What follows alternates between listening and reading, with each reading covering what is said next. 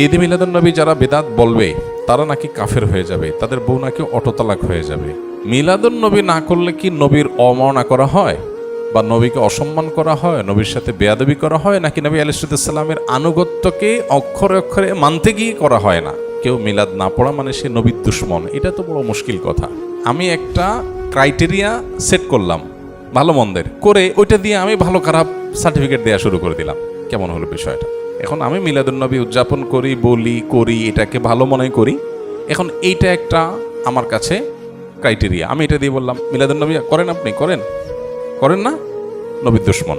নবী করিম সাল্লাল্লাহু আলাইহি সাল্লামের জন্মের দিন যদি পালন করতে আপনার মনে চায়, সেটা বছরে একদিন না, সেটা প্রত্যেক সপ্তাহে একদিন। কি বারে? সোমবারে। 93 বছরের একটা বছরও এমন পাওয়া যায় না যে বছরে একবার নবীজির জন্মদিবস তিনি নিজে অথবা তার কোনো খলিফা, কোনো সাহাবী পালন করেছেন। মিলাদুন্নবী উপলক্ষে বিভিন্ন উদযাপন করেন, ওনার নবী সাল্লাল্লাহু আলাইহি সাল্লামের মহব্বতেই করেন। তো নবী করিম সাল্লাল্লাহু আলাইহি সাল্লাম আমাদেরকে কি বলেছেন, কি দিয়ে গেছেন? তিনি বলেছেন তারাকতু ফিকুম আমরাইন, তোমাদের মধ্যে দুইটা জিনিস রেখে গেলাম, কিতাবাল্লাহ ও সুন্নাত রাসূলি। আপনার এই কাজ যেটা নবী সাল্লাল্লাহু আলাইহি সাল্লামের মহব্বতে করতেছেন, এটা যদি কিতাবুল্লাহ থাকে করেন, অথবা রাসূলের জীবনে থাকে তাও করেন। এই দুইটার কোনোটা নাই, করবেন না। মিলাদুন্নবী উপলক্ষে আমরা কি কি আমল করব? মিলাদুন্নবী বা নবী আলাইহিস সালাতু ওয়াস সালামের জন্মের দিবস, জন্মের মাস, এটাকে ঘিরে আমাদের কোনো আমল বা করণীয় আছে কিনা? এর উত্তর হলো যে নবী করিম সাল্লাল্লাহু আলাইহি সাল্লামের জন্মের দিন হলো সোমবার। কি বার? সোমবার। এই দিনটাতে মুসলমানদের জন্য নফল রোজা রাখা উত্তম। যদি সুযোগ থাকে আমরা নফল রোজা রাখতে পারি, সেটা সুন্নাহ আদায় হবে। নবী আলাইহিস সালাম সোমবারে রোজা রাখতেন এবং তাকে জিজ্ঞাসা করা হয়েছে সুইলা আন সিয়াম ইয়াউমিল ইথনাইন। নবী আলাইহিস সালামকে সোমবার রোজা সম্পর্কে জিজ্ঞাসা করা হয়েছিল, কেন রাখেন? তখন তিনি বলেছেন যাকা ইয়াউমুন উলিদতু ফিহি, কারণ এটা এমন দিন যেদিনে আমার জন্ম হয়েছিল। তো নবী আলাইহিস সালামের জন্মকে ঘিরে যদি কিছু করার থাকে সেটা হলো সোমবারে রোজা রাখা। এর বাইরে জন্মের বার্ষিকী পালন, এই কালচারটা তখন ছিলই না নবী আলাইহিস সালাম বা সাহাবীদের মধ্যে।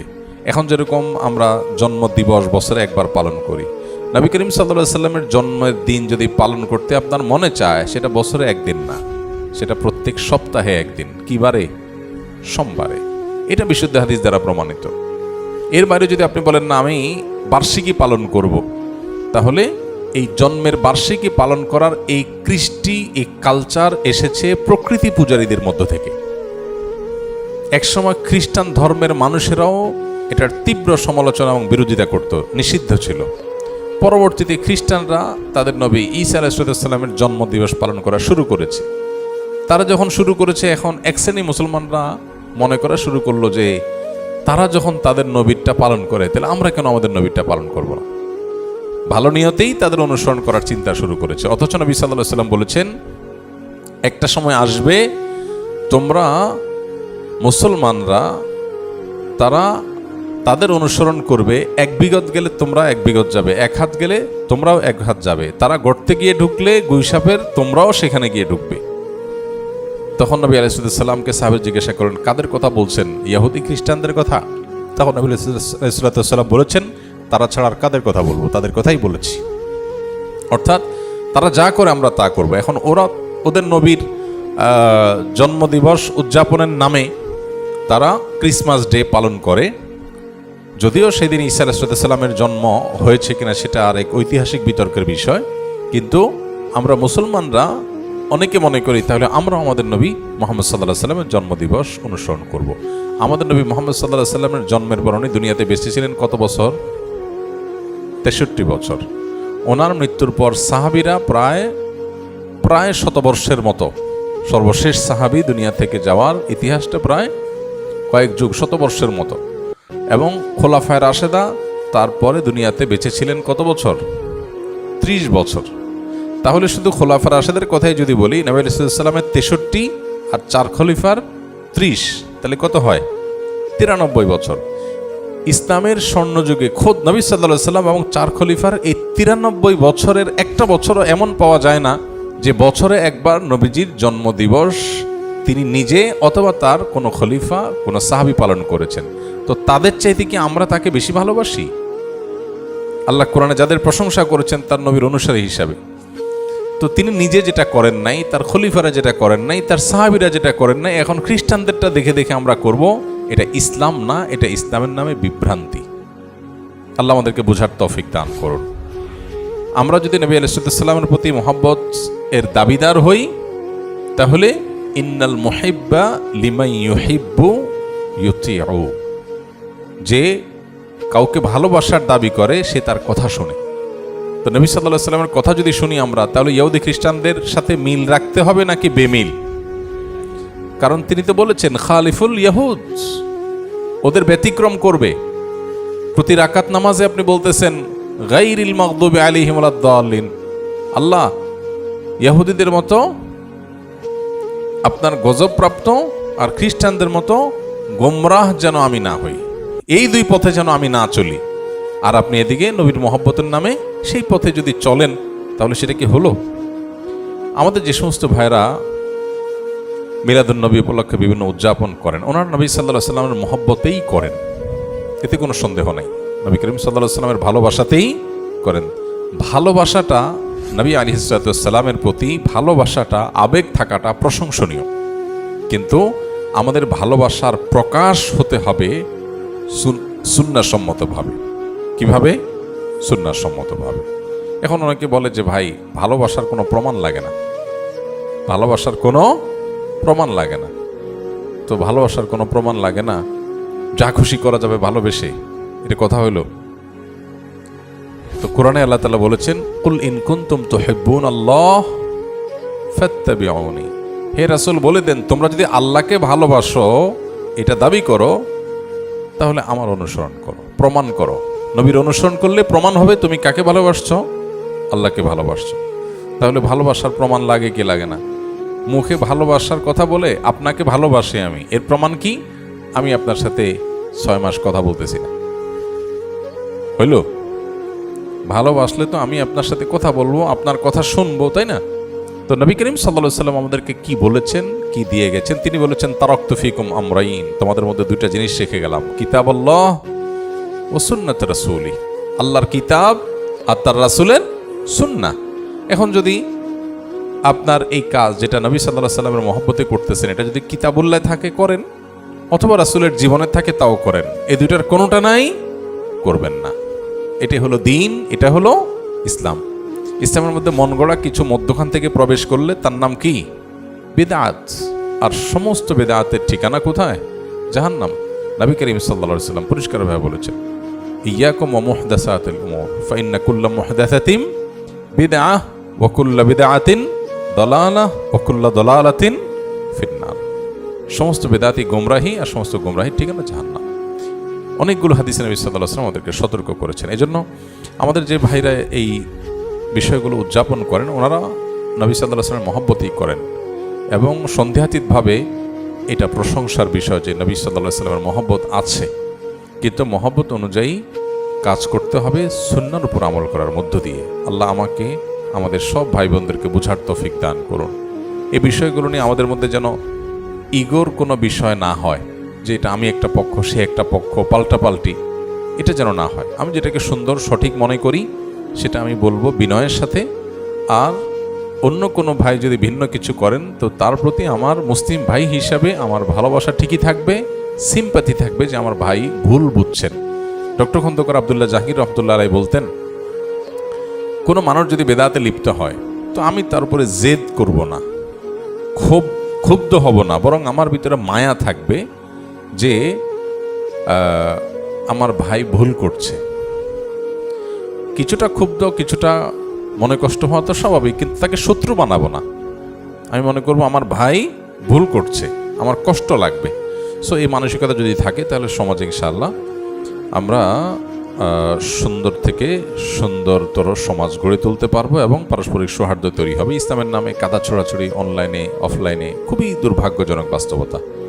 সবাই যার যার মতের সপক্ষে যুক্তি আলোচনা করতেই পারেন, কিন্তু অন্যের প্রতি শ্রদ্ধা থাকা দরকার একজন মুসলমান হিসাবে। অন্তত রবিউল আউয়াল মাস চলছে, এ মাসে কি কি আমল করব? ভাইরা আমার, রবিউল আউয়াল হিজরি বর্ষের যে মাসগুলো আছে তার মধ্যে একটা মাস, এবং হিজরি বর্ষের তৃতীয় মাস এটি। রবিউল আউয়ালের এই মাসটি নবী করিম সাল্লাল্লাহু আলাইহি সাল্লামের ওয়াফাতের মাস এবং অনেক ইতিহাসবিদদের মতে ভেলাদতের জন্ম লাভেরও মাস। যদি নবী আলাইহিস সালামের জন্মের তারিখ, অ্যাকচুয়াল টাইম, মাস, এটা নিয়ে অনেক মত পার্থক্য আছে। এখন কেউ বলতে পারেন মত পার্থক্য কেন আছে? কেন আছে তার কারণ হলো, সে যুগে মানুষ জন্মের তারিখ সংরক্ষণের ব্যাপারে এখন আমরা যতটা সিরিয়াস, বা আমরা যত জন্ম হলে সাথে সাথে তারিখ নোট করে ফেলি, তখনকার মানুষের মধ্যে এটার এত গুরুত্ব ছিল না। ওই সময় তো অনেক পরের কথা, 1450 বছর। এখন থেকে 50 বছর, 100 বছর আগেও যদি আমরা চলে যাই, 100 বছর যাওয়া লাগবে না, 20-30 বছর আগেও যদি চলে যাই, অনেকের দেখবেন যে আমাদের জন্মের তারিখে ঠিক নেই, মা বাপ খেয়াল করেন নাই। বাট এখন মানুষ অনেক অ্যালার্ট, গ্রামেও একদম তারিখ লিখে রাখে, কারণ জন্ম নিবন্ধন তো করতে হয়। তো আগে যত পিছনে যাবেন এটার তত গুরুত্ব ছিল না। আর নবী করিম সাল্লাল্লাহু আলাইহি ওয়াসাল্লাম ব্যাপারটা হলো, তিনি যখন জন্মগ্রহণ করেছেন তখন আল্লাহর কিতাবে, আল্লাহর এলেমে তিনি নবী ছিলেন। মক্কার মানুষজন কি জানতো? জানতো না। কুরাইশ বংশের অন্য 10টা বাচ্চার মতো একটা বাচ্চা জন্ম নিয়েছে বলে তারা মনে করেছে। এই যে একজন নবীর আগমন, এটা তো মানুষ টের পায়নি, কিন্তু যখন তার মৃত্যু হয়, দুনিয়া থেকে চলে যান, তখন তো দুনিয়া জানে তিনি নবী। এই জন্য মৃত্যু দিবসটা যেভাবে সংরক্ষিত, জন্ম দিবসটা সেভাবে সংরক্ষিত না। সেটা যাই হোক, জন্মদিবস, মৃত্যু দিবস দুইটাই এই মাসে আমরা ধরেই নিলাম, রবিউল আউয়াল মাসে। তাহলে এই মাসের আমল কি?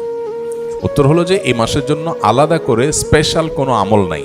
আমল হলো সারা মাসের, সারা বছরের।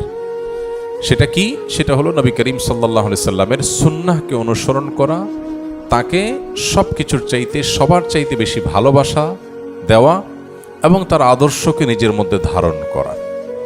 এই কাজগুলো যদি আমরা করি, তার প্রতি ঈমানদার দাবিদার যারা, তাহলে ইনশাআল্লাহ কিয়ামতের ময়দানে তার সুপারিশ, তার সাথে জান্নাতে থাকা, আরও আল্লাহ তাআলা বিভিন্ন নেয়ামতের অধিকারী আমরা হতে পারবো।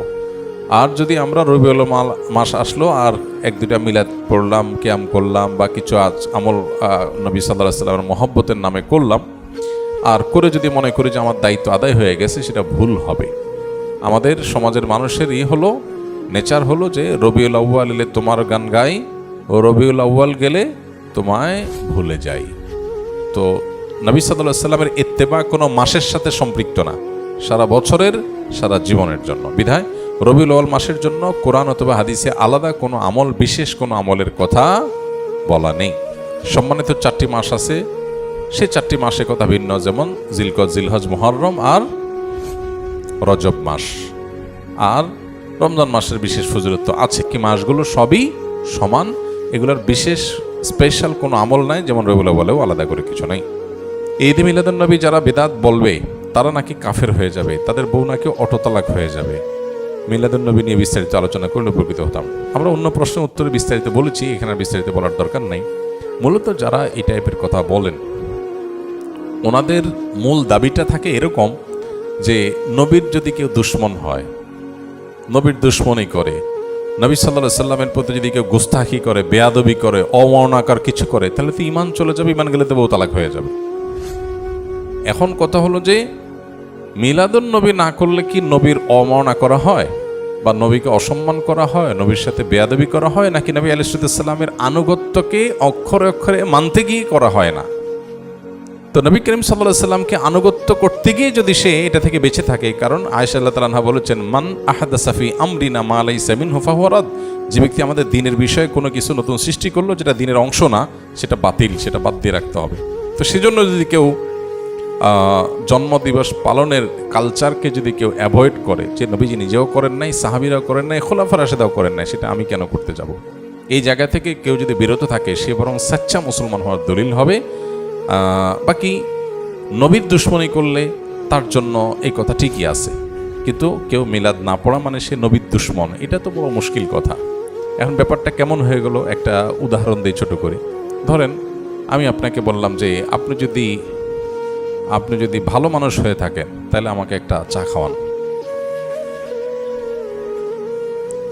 একটা উদাহরণ জাস্ট বোঝার জন্য, আপনি চাটা খাওয়ালেন না, না ভাই আমি আপনার চা খাওয়ান, তাহলে আপনি তো খারাপ মানুষ। আমি একটা ক্রাইটেরিয়া সেট করলাম ভালো মন্দের, করে ওইটা দিয়ে আমি ভালো খারাপ সার্টিফিকেট দেওয়া শুরু করে দিলাম। কেমন হলো বিষয়টা? এখন আমি মিলাদুন্নবী উদযাপন করি, বলি, করি, এটাকে ভালো মনে করি। এখন এইটা একটা আমার কাছে ক্রাইটেরিয়া, আমি এটা দিয়ে বললাম মিলাদুন্নবী করেন, আপনি করেন, করেন না, নবীর দুশমন। তো ব্যাপারটা এরকম হয়ে গেল না? যেমন এই যে আপনার, আমরা আমাদের দেশের স্বাধীনতার জন্য, আমাদের মাতৃভাষায় কথা বলার অধিকার এনে দেওয়ার জন্য যে মানুষগুলোর জীবন দিতে হয়েছে, আমরা তাদের প্রতি কৃতজ্ঞ না অকৃতজ্ঞ? কৃতজ্ঞ। মাল্লাম ইয়াশকুরিন নাস লাম ইয়াশকুরিল্লাহ। আল্লাহ শুকর আদায় না করলে, বান্দা শুকর আদায় না করলে আল্লাহ শুকরও আদায় হয় না।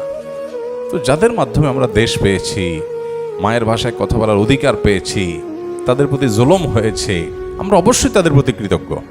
কৃতজ্ঞতা আদায় করে আমরা তাদের জন্য মনের ভেতর থেকে দোয়া করি, আল্লাহ আপনি তাদেরকে মাগফিরাত দিয়ে জান্নাতের আলা মাকাম দান করেন। এখন আপনি বলতেছেন ভাই,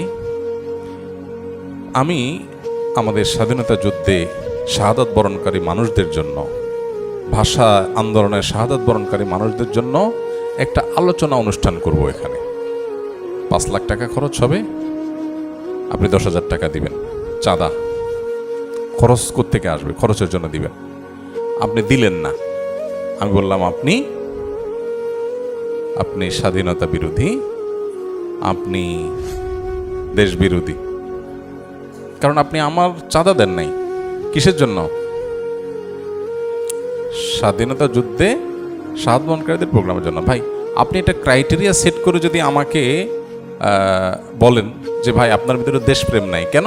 কারণ আপনি বেদিতে ফুল দিতে যান নাই। ভাই আপনি তো বেদিতে ফুল দিতে গেছেন, আমি তো দোয়া করছি, ফুল দিয়েছেন, যে এটা কি শহীদের কবরে গেছে? কিন্তু আমার দোয়াটা তো তার কাছে যাবে, তো কাজের কাজটা তো আমি করলাম। এখন আপনি আমার বলতেছেন ভাই দেশপ্রেম নাই, কেমন হলো জিনিসটা? ঠিক একইভাবে মিলাদুন নবী কেউ পালন করছেন নবী করিম সাল্লাল্লাহু আলাইহি ওয়াসাল্লামের মহব্বতে, আপনি করছেন, এখন বলতেছেন ভাই এটা না করলে নবীর দুশমন। কেমন হয়ে গেল জিনিসটা? আপনি একটা ক্রাইটেরিয়া সেট করে ওইটা দিয়ে নবীর দুশমন সবাইকে মাফ করছেন, এটা সঠিক। আল্লাহ আমাদের ভাইদেরকে বোঝাতে হবে।